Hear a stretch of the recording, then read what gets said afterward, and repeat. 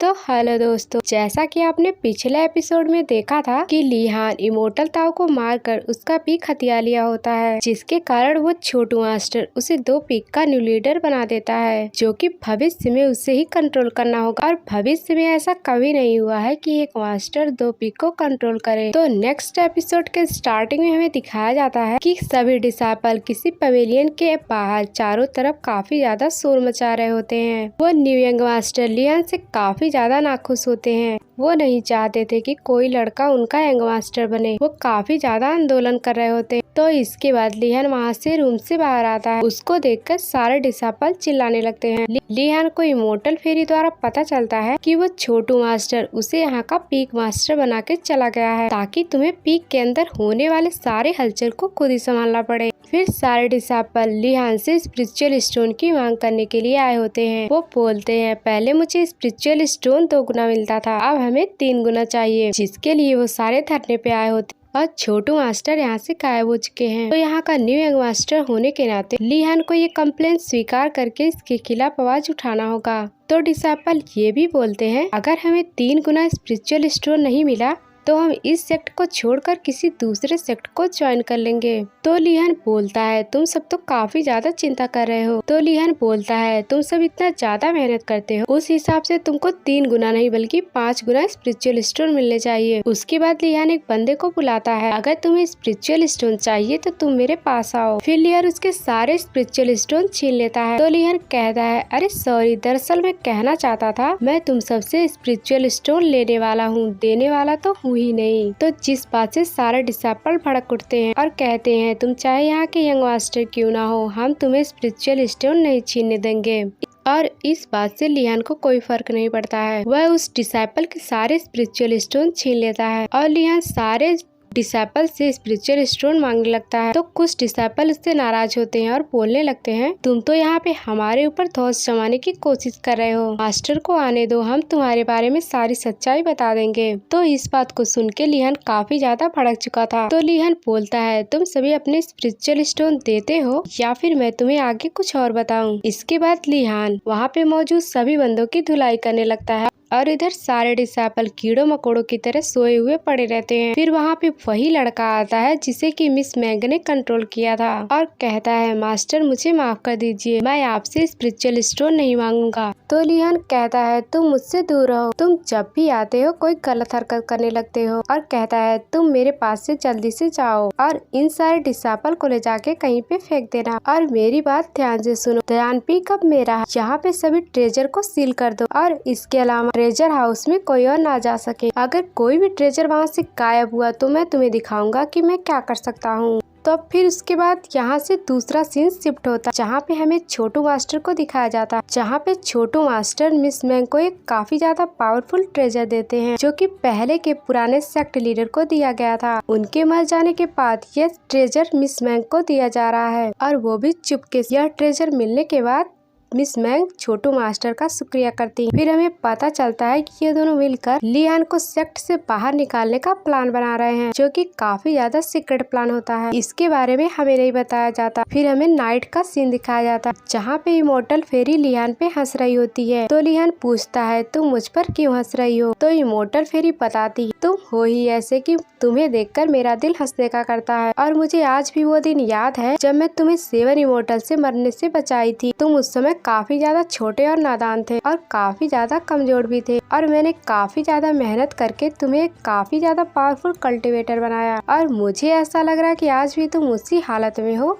जो कि मुझे बचाना पड़ रहा है। और इतनी अच्छी मैं अपने डिवाइन कॉर्ड रेलम में काफी अच्छी जिंदगी जी रही थी, वहाँ पर कितने आराम से मैं सो रही थी और देखो मैं तुम्हारे चक्कर में यहाँ पे खुले आसमान में सो रही हूँ। मगर मुझे ये बात समझ में नहीं आ रही है कि डिवाइन कॉर्ड ने तुम्हें क्यों चुना। अगर वो चाहते तो किसी भी टैलेंटेड लड़के को अपने डिवाइन सन के रूप में चुन सकते थे। मैं सोच भी नहीं सकती कि तुम्हारे जैसे लूजर को गॉड ने एक डिवाइन सन बना लिया। वो लिहान की इतनी ज्यादा बेइज्जती कर रही होती, लेकिन लिहान उसका कोई जवाब नहीं देता है। तो फिर लिहान बताता है कि मिस मैंग ने मुझे बताया था मेरे जैसा एक और टैलेंटेड लड़का है, जो कि काफी समय पहले उन 7 इमोर्टल से बच गया था और वह अभी भी जिंदा है और वह गलती गलती से इसी सिटी में मौजूद है, तो हमें कल जाकर खोजना। तो इमोर्टल फेरिस की बातों का जवाब देते हुए बोलती है, मुझे नहीं लगता कि वह अभी भी जिंदा होगा। अगर वह जिंदा होगा तो उसके साथ भी मेरे जैसी कोई इमोर्टल फेरी जरूर होगी, क्योंकि जब वो सातों इमोर्टल किसी पे हमला करते हैं तो किसी के लिए भी बचना काफी ज्यादा मुश्किल होता है। वह एक साथ काफी ज्यादा पावरफुल होते हैं और वह टैलेंटेड लड़का इतना ज्यादा पावरफुल नहीं है कि वह अकेले डील कर सके, जैसे कि मैंने तुम्हें बताया था। फिर लिहान बताता है कि मुझे मिस मैंग ने बताया था कि वो 7 इमोर्टल सिर्फ टैलेंटेड और जीनियस लड़के को खोज कर अपना शिकार बनाते हैं,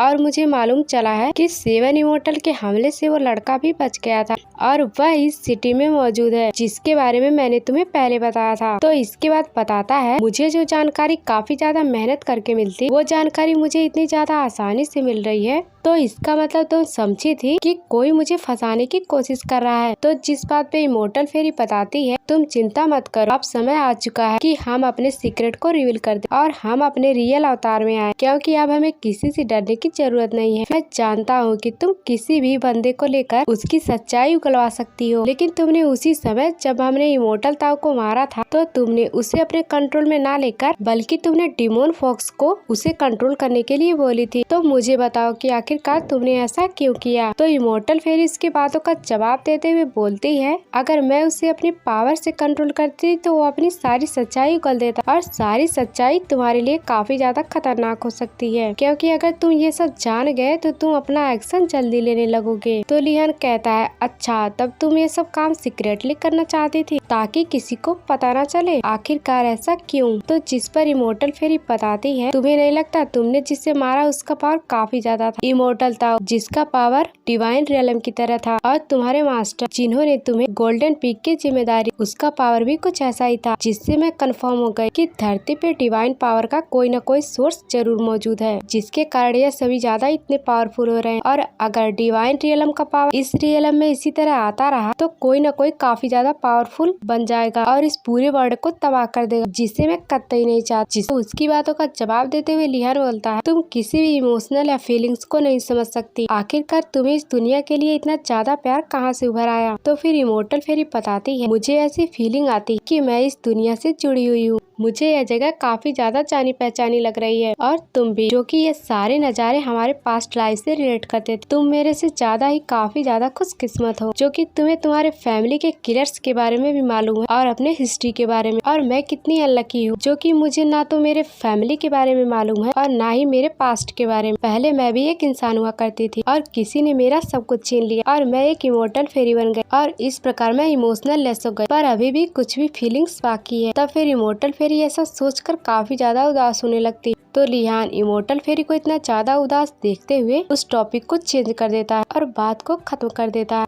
और इस तरह सुबह हो चुकी थी और वह इसी सिटी के अंदर जा चुके थे, जहाँ पर वह एक फलों वाली बुढ़िया से पूछने लगते हैं, क्या आप किसी टैलेंटेड लड़के ली हाउ के बारे में जानती हैं? क्या आप हमें उसके बारे में बता सकती हैं? जिस बात का वो बूढ़ी औरत कोई जवाब नहीं देती है। तो लिहान समझ चुका था, अगर मुझे इसकी सारी सच्चाई उगलवाना है तो इसे रिश्वत देना होगा, और वह उसे दे भी दे। फिर वह बुढ़िया सारी सच्चाई बता देती है, वह लड़का कोई और नहीं बल्कि हमारे सिटी लॉर्ड का बेटा है। जैसा कि आप सभी जानते हैं, वह काफी ज्यादा टैलेंट और इमोर्टल बनने की काफी ज्यादा कोशिश कर रहा है। यह सब बात बोलने के बाद वह बूढ़ी औरत चुप हो जाती है। तो लिहान समझ चुका था यह ऐसे जवाब नहीं देगी, तो लिहान फिर से उसे रिश्वत देता है। तो फिर बुढ़िया बोलने लगती है, तुम्हें यहाँ आने में काफी ज्यादा देर हो गई, वह मर चुका है। फिर लियान उस बुढ़िया से फ्रूट्स लेकर चलने लगता है। फिर वह दोनों चलते चलते सोचने लगते हैं, आखिरकार यह लड़का कैसे मर सकता है? हमने तो सुना था यह लड़का जिंदा है, तो यह शक की बात नहीं कि कोई भी बाप अपने बेटे के मरने की खबर आखिरकार क्यों फैलाएगा। तो फिर हम इन दोनों के पीछे एक बंदे को देखते हैं जो कि इन दोनों का पीछा कर रहा होता है, और वह उसी बुढ़िया के पास आते हुए बोलता है, और वह उससे बोलता है, आखिरकार वो दोनों आपसे क्या बातें कर रहे थे? यह सब पूछने के बदले वह उसे पैसा भी देता है। वह बुढ़िया तो थी ही लालची, इसलिए वह उसे सब बता देती है। फिर हमें दिखाया जाता है यह बंदा उन दोनों का फिर से पीछा करने लगता है, और इधर लिहान सिटी के पवेलियन हाउस में पहुंच चुका था, जहाँ पर उन दोनों का स्वागत वही बंदा करता है जो कि इन दोनों का पीछा कर रहा था।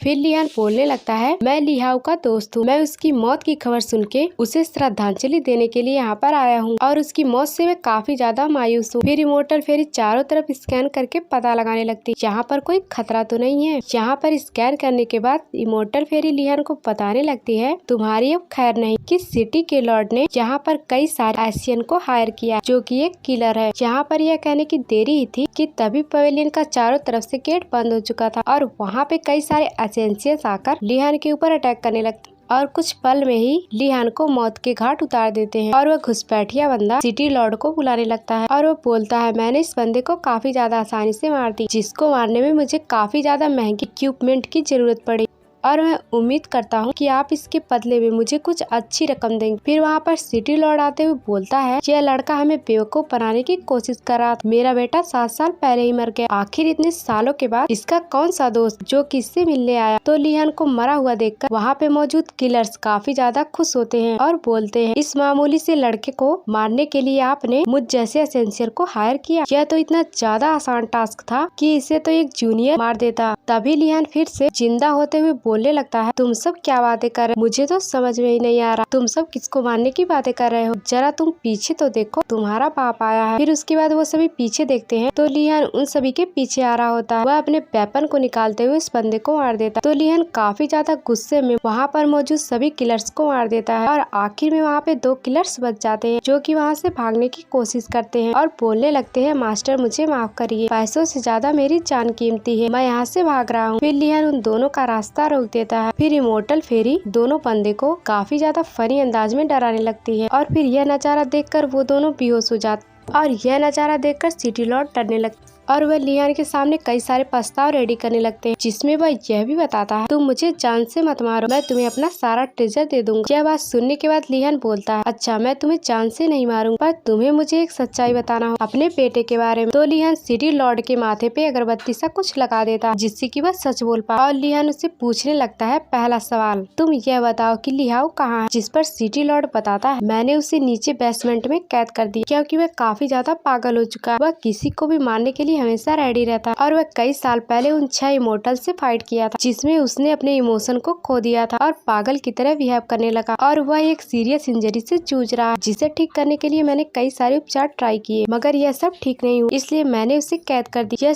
यह सब सुनने के बाद लिहान समझ चुका था, यह तो झूठ बोल रहा है, क्या मैं इसको बेवकूफ लग रहा हूँ। आखिरकार तुम्हारे जैसा एक नॉर्मल बंदा तुम्हारे जैसे नॉर्मल मोर्टल को भला 6 इमोर्टल जो कि काफी ज्यादा पावरफुल है उनके साथ फाइट कैसे कर सकता है। और तो फिर सिटी लॉर्ड बताने लगता है, मैं सच बोल रहा हूँ, मेरा बेटा पागल हो गया था उनसे फाइट करने के दौरान और मैंने उन सबसे भीख मांगी थी कि मेरे बेटे को ठीक कर दो, मगर उन्होंने एक भी नहीं सुना, जिसकी वजह से मैंने सभी जगह पर यह अफवाह फैला दी मेरा बेटा मर चुका है। मगर सच्चाई तो यह है कि मेरा बेटा जिंदा था, मेरा बेटा काफी ज्यादा डीमन की तरह हरकत करता था, जिसकी वजह से मुझे यह कदम उठाना पड़ा, नहीं तो सभी लोग मेरे बेटे को डीमन कह के बुलाते। मैं उसका पिता होने के नाते यह सब बर्दाश्त नहीं कर पाता। फिर लिहान उससे बेसमेंट का रास्ता पूछने लगता है, फिर वह सिटी लॉर्ड उसे बेसमेंट में जाने का रास्ता बता देते हैं। फिर हमें नीचे बेसमेंट का सीन दिखाया जाता है जहाँ पर लिहान उसे खोजने के लिए निकल चुका था और इमोर्टल फेरी से बोलने लगती है, तुम्हें सिटी लॉर्ड के बातों पर विश्वास हुआ। तो लिहान बोलता है, मैंने उसके माथे पे ट्रेजर लगाया जिसके कारण वह सच बोल, मगर वह काफी ज्यादा चालाक नहीं, वह सच नहीं बल्कि झूठ बोले जा रहा था और वैसे भी हमें उसकी बातों पे विश्वास करने के अलावा कोई काम नहीं, हमें खुद ही इस बात का पता लगाना हो आखिरकार सच्चाई क्या है। जैसे ही हम लिहाओ को खोज लेंगे हमें सारी सच्चाई पता चल जाएगी। फिर आगे चलने के बाद लिहान के सामने काफी ज्यादा पावरफुल जॉइंट पॉट होता है जिसे काफी ज्यादा पावरफुल जंजीरों से बांध कर रखा गया था और इस तरह से उसे सिक्योरिटी दी गई थी। ऐसा लग रहा था कि उसके अंदर कोई खतरनाक चीज बधी हुई है और इस चीज का जो गार्ड कर रहा था उस लड़के को भी किसी ने मार दिया था। और इसके बाद लिहान काफी ज्यादा सोच में पड़ जाता है और सोचता है आखिरकार यहाँ पे क्या हो रहा है और वह सोचने लगता है आखिरकार इस पॉट के अंदर क्या हो सकता है। और इसी के साथ यह एपिसोड यहीं पर एंड होता है। Thanks for watching.